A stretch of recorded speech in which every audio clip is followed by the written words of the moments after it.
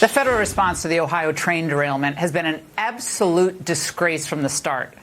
Mayor Pete, our intrepid transportation secretary, has gone through the 3 stages of McKinsey-style coping. First, he treated it as kind of a joke, even making a balloon reference. Then he treated it as an inconvenience, noting how busy his time is as transportation head. And finally, he claimed it was really just a minimal disruption since there are 1,000 derailments every year. Well, second, there's FEMA. They just turned down a request for federal disaster assistance from Ohio Governor Mike DeWine. How long until we get this era's version of heck of a job, Brownie? And finally, there's the EPA administrator, Michael Regan. He finally graced the suffering people of East Palestine with his presence yesterday. And given his back and forth with Bill Hemmer this morning, don't think the residents there are feeling very comforted. I'm thankful for the emergency responders, including my EPA staff that were on the ground hours after the trail derailment. When you bring in a senior official, especially at the cabinet level, you divert or pull away resources from the emergency response. We've been there since day one. I want to stress, we've been there since day one. Okay, that was bad. I should have watched the whole thing. But surely we could reliably, get someone to inform the people of East Palestine about whether the water coming from their faucets was okay to drink, right? Is the water safe? I trust Governor DeWine. If your water has been tested by the state, we believe it is safe to drink. Are you saying it's safe or do you know?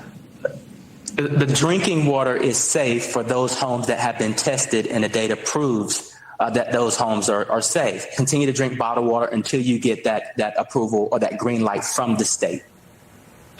Okay, this is just ridiculous. Joining me now, Florida Congressman Byron Donalds, member of the House Oversight Committee. Boy, do we need oversight here, Congressman.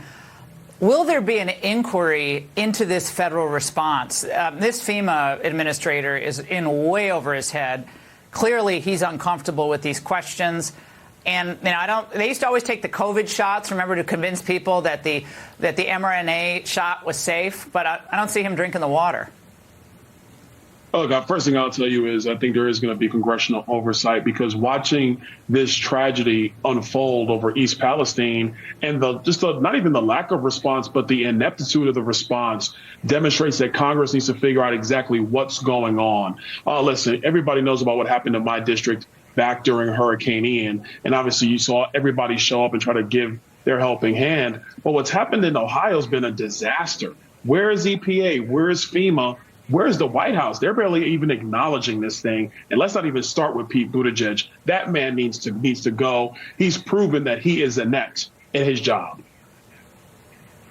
Well, should we trust the government? Because the EPA administrator said people just, have to calm down. I understand why you're upset, but trust the government. Have they been given people reason to trust them? No, they have not. And in these scenarios, nobody wants to hear trust. They want to verify that actions are being taken. How do you do that? You do that with local officials, state officials, and federal officials all working in coordination. Everybody's got to forget their politics, tie the hands, and get the job done. You've not seen this in the response that's happened so far. And so for them to show up late to the game saying that, we're finally going to send a health official from HHS, the EPA administrator is, on a Zoom link. He's not there on the ground seeing firsthand what his staff is doing and making sure they're working in concert with the state of Ohio. That's a terrible response, something that can't be tolerated. Congressman, we really appreciate it. Thank you so much tonight.